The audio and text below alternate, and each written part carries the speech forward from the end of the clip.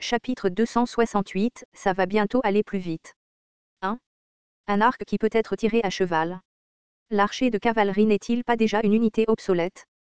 Demanda Galbari avec une expression curieuse. L'idée de tirer des flèches tout en utilisant la mobilité à cheval existait depuis l'Antiquité. En fait, il fut un temps où les archers de cavalerie régnaient comme une force redoutable sur le champ de bataille. Cependant, au fil du temps et des progrès des stratégies, des tactiques, des arcs longs et des arbalètes, les avantages uniques des archers de cavalerie ont considérablement diminué. Le plus gros problème était la difficulté de former les archers de cavalerie. Pour commencer, très peu de gens savent tirer correctement à cheval. Même si nous commençons à nous entraîner maintenant, cela prendra des années. Les archers de cavalerie devaient exceller à la fois dans le tir à l'arc et l'équitation. Même si l'on était doué pour les deux, tirer des flèches à cheval n'était pas une tâche facile. Contrairement au tir au sol, où l'on peut planter fermement ses pieds, un cavalier doit stabiliser son corps en utilisant uniquement ses jambes sur un cheval en mouvement. C'était une compétence extrêmement difficile. D'innombrables guerres n'ont-elles pas déjà prouvé que les archers de cavalerie ont du mal à exercer un impact significatif? En règle générale, les archers de cavalerie étaient limités au tir à courte portée en raison des restrictions de portée et de précision.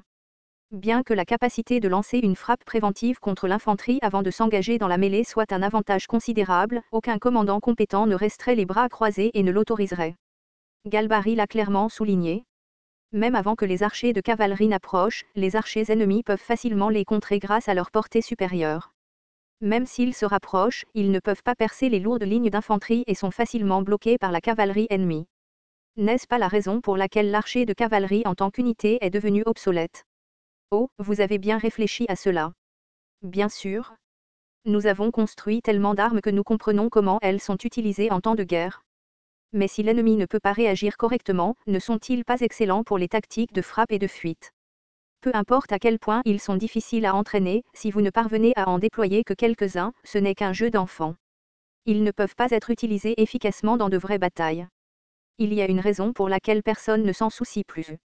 Non seulement en Britannie, mais dans la plupart des pays, la culture chevaleresque traditionnelle a façonné les stratégies militaires autour des chevaliers et de l'infanterie. En conséquence, les formations et l'entraînement de l'armée se sont principalement concentrés sur ces unités. La formation et l'équipement nécessaires pour former et entretenir des archers de cavalerie nécessitaient des coûts et du temps importants. De plus, diverses limitations rendaient difficile leur performance efficace au combat. Malgré les inquiétudes de Galbari, Guillain a répondu nonchalamment. Si l'ennemi charge, nous lui tirons dessus. S'il reste immobile, nous le chargeons. Ne réalisez-vous pas que nous devenons tous de la cavalerie maintenant? Si c'était aussi facile, il n'y aurait plus rien de difficile au monde.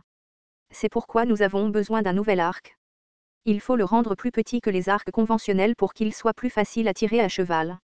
Mais la portée ne doit pas être compromise. Il devrait avoir une puissance et une portée similaires à celles des arcs longs. Comment proposes-tu de fabriquer une telle chose? Galbari commença à jurer mais s'arrêta, se frottant le front. Ce type parlait comme si tout pouvait être inventé de toutes pièces. Si c'était aussi simple, qui se donnerait la peine de fabriquer des arcs longs et lourds pour augmenter la portée? Ces arcs nécessitaient de telles longueurs et de tels poids en raison de l'élasticité et de la tension nécessaires. Peu importe à quel point nous, les nains, sommes doués, il est difficile de surmonter complètement les limitations techniques. Nous sommes juste meilleurs que les autres en matière d'artisanat. Ne serait-il pas préférable d'améliorer les arcs longs existants pour augmenter leur puissance et leur portée? Soupirant profondément, Galbari regarda Guillain sortir un plan. Qu'est-ce que c'est? Un arc en galvanium. Peu importe la légèreté du galvanium, il est toujours en métal à sa base. On ne peut pas lui donner une élasticité adéquate. Cela dépendrait uniquement de la tension de la corde de l'arc, ce qui réduirait naturellement sa puissance. Regardez attentivement le plan. Le cadre de l'arc en galvanium est doté de leviers à chaque extrémité pour ajuster la tension de la corde. Plus vous la serrez, plus la puissance est forte. Pour gérer la tension, le cadre doit être en galvanium. Waouh! Galbari a étudié le plan en détail. Bien qu'il ne s'agisse que d'un aperçu conceptuel, après quelques recherches, il semblait possible de le fabriquer. Et la corde? Pour créer une tension aussi forte, les matériaux ordinaires ne suffiront pas. La plupart des matériaux ne résisteraient pas à la force et se briseraient. Utilisez simplement les tendons de monstres comme les trolls ou les ogres. Ils sont ridiculement résistants et ont une excellente élasticité. J'en ai apporté une grande réserve cette fois-ci, et j'en apporterai davantage à l'avenir. Oh, oh! Galbari hocha la tête. Si l'arc était construit comme le suggérait Guillain, il serait en effet possible d'ajuster la puissance et la portée de l'arc en fonction de leurs besoins. Il était clair que lorsque Guillain partit à la chasse aux monstres, il avait planifié à l'avance, ramenant non seulement des peaux mais aussi des matériaux pour les cordes d'arc. Mais si la tension sur la corde est trop forte, il sera difficile de tirer. Galbary s'interrompit. À chaque extrémité de la structure de l'arc, il y avait de petites poulies conçues pour faciliter la traction de la corde avec un minimum d'effort. Ce n'était pas tout. La structure de l'arc était divisée en 3 sections, ce qui la rendait facile à plier et à transporter. Cela était possible parce que l'élasticité de la structure avait été minimisée. Quel genre d'esprit pense même à de telles choses? Ce n'était pas n'importe quel arc ordinaire. C'était une merveille d'ingénierie, créée avec les meilleurs matériaux et un savoir-faire exceptionnel. Galbary était stupéfait. Jusqu'où irait l'ingéniosité du Seigneur? Un tel arc n'avait jamais été vu ni même conçu nulle part sur le continent. Le plan conceptuel à lui seul suffisait. Le reste pouvait être élaboré par Galbary et les autres nains. Monseigneur, tu as pensé à ça toi-même? Quel genre d'idée as-tu dans la tête? À la question pressante de Galbary, Guillain tourna légèrement la tête et marmonna. C'est aussi quelque chose que le forgeron légendaire a créé. Ah. Pourquoi les cieux m'ont-ils créé, Galbary, et ont-ils aussi créé le forgeron légendaire? Le forgeron légendaire était vraiment remarquable. Galbary poussa un gémissement dramatique et serra les poings. Mais il ne se décourageait pas facilement. Le travail du forgeron légendaire est principalement conceptuel. Ce ne sont pas des produits finis. Il était fier d'être celui qui a donné vie à ces concepts.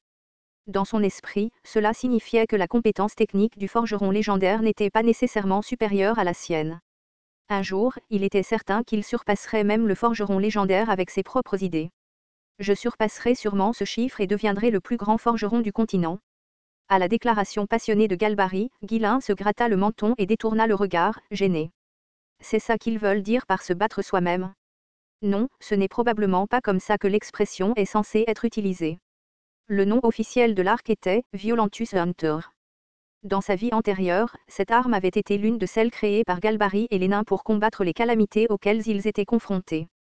C'était une arme conçue à la fois pour la portabilité et la puissance destructrice, et les unités d'élite de chaque royaume l'avaient équipée en standard. Pour créer cet arc, Guillain avait spécifiquement ramené une grande quantité de tendons de monstres. Eh bien, cela devrait suffire, n'est-ce pas? Maintenant, fabriquez en 2000 aussi vite que possible. Commençons par cela pour l'instant. La production continuera après cela. Compris?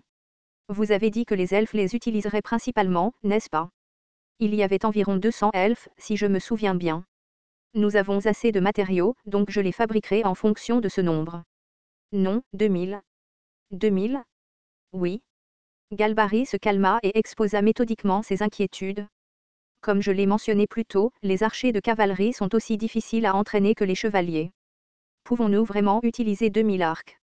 Même les elfes devront commencer à pratiquer le tir à l'arc, ce qui pourrait prendre des années, tu ne penses pas? C'est bon. Tous nos soldats montent à cheval maintenant, n'est-ce pas? Il ne nous reste donc plus qu'à leur apprendre à utiliser correctement les arcs. Surtout les elfes, ils apprendront vite. Tu n'as pas vu comment ils communient avec la nature. Apprivoiser des chevaux et tirer à l'arc à cheval sont des compétences complètement différentes, n'est-ce pas? Les elfes et les arcs et les elfes. Tu ne sais pas? C'est juste un cliché des livres de contes. Le tir à l'arc nécessite des années de pratique assidue. C'est vrai. Mais pour ces elfes, qui sont déjà en phase avec la nature, ce ne sera pas un défi. Allons voir par nous-mêmes. Confiant, Guillain conduisit Galbary vers les elfes. Les elfes avaient déjà apprivoisé plus de 10 000 chevaux. Les chevaux avaient été répartis dans tout le domaine, utilisés pour le transport et l'entraînement des unités de cavalerie. Une fois ce travail terminé, les elfes avaient plus de temps libre et suivaient des exercices de base et un entraînement physique sous la supervision de Gillian. Guillain avait délibérément reporté leur entraînement au tir à l'arc. La condition physique venait en premier, et la priorité suivante était d'apprivoiser les chevaux. Très bien, à partir d'aujourd'hui, les elfes commenceront l'entraînement au tir à l'arc. Ec. Les elfes, qui avaient réussi dans une certaine mesure leur communion avec la nature, ne montraient plus leur paresse d'antan. Au lieu de cela, ils semblaient même dégager une dignité raffinée. La seule exception était Ascon, qui avait communié avec la nature par de simples blasphèmes et marmonnait maintenant des plaintes pour lui-même. Merde, plus d'entraînement au tir à l'arc. Ce foutu domaine ne nous laisse jamais de répit. Je jure que la colère de Mère Nature doit se déchaîner sur cet endroit. La première personne à s'avancer fut Lumene.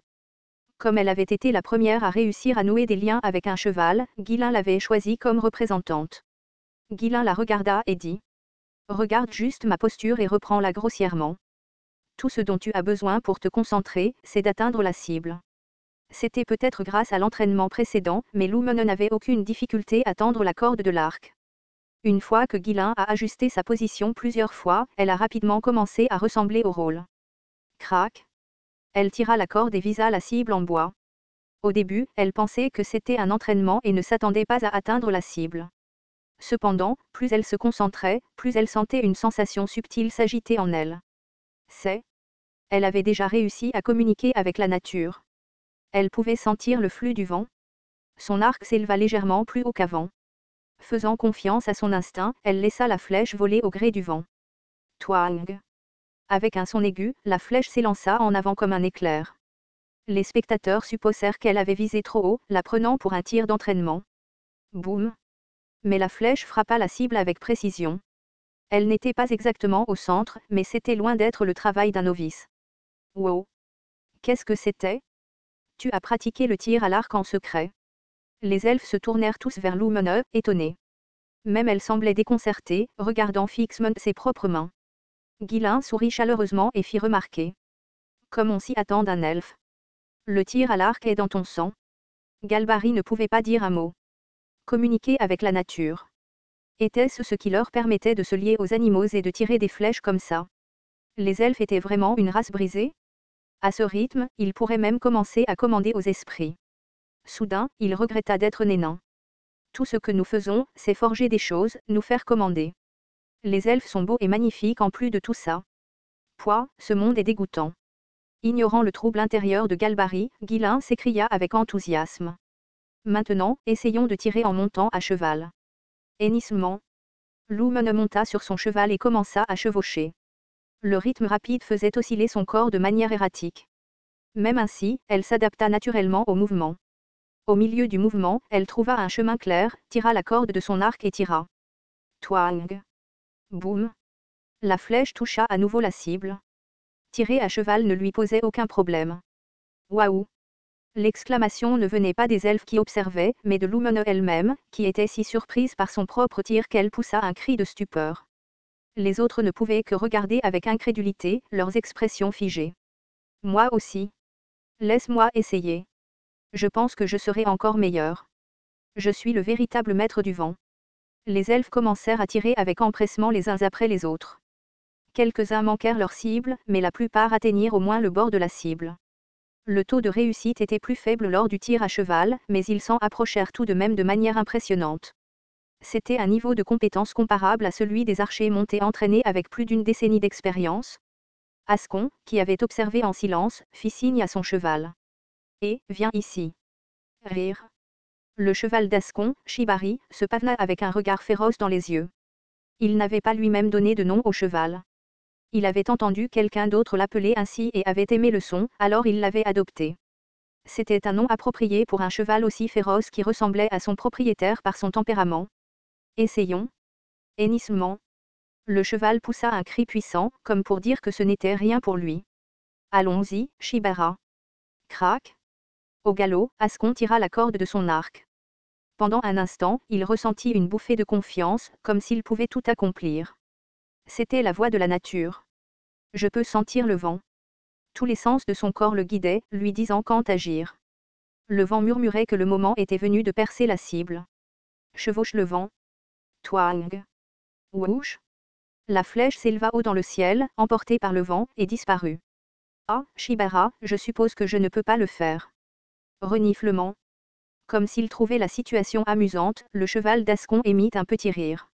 Néanmoins, la plupart des elfes démontraient des compétences incroyables en tir à l'arc, bien que ce soit la première fois qu'il essayait. Guilin se tourna vers Galbari et lui demanda. Qu'en penses-tu ? N'as-tu pas l'impression qu'il ne leur faudra pas beaucoup de pratique pour être prêt ? Cela pourrait fonctionner pour les elfes, mais ce serait difficile pour les soldats ordinaires, n'est-ce pas ? Bien sûr, ils auront besoin d'entraînement, mais avec les elfes qui dirigent les exercices, ils s'amélioreront rapidement. Pour l'instant, tant qu'ils peuvent tirer à cheval, tout va bien. La clé est d'avoir 2000 archers qui tirent en même temps. Lorsque 2000 archers montés décochent leurs flèches, une précision précise n'était pas nécessaire. Même une direction générale déclencherait une tempête de flèches sur leurs ennemis. Galbari, qui avait essayé de trouver un moyen de réduire le nombre d'unités produites, réalisa qu'il n'y avait plus moyen d'y échapper. Avec une expression découragée, il marmonna. Je vais commencer la production. Mais avec seulement environ 4000 soldats dans le domaine, comptez-vous en faire plus de la moitié des archers montés? Cette fois, ce n'était pas une protestation mais une véritable question née de la curiosité. Non, nous recrutons toujours de nouveaux soldats, n'est-ce pas? Une fois que les effectifs augmenteront, ce ne sera pas un problème. J'ai entendu dire que le recrutement progresse plus lentement que prévu. Guillain secoua la tête à plusieurs reprises avant d'afficher un sourire narquois. Ça va bientôt reprendre.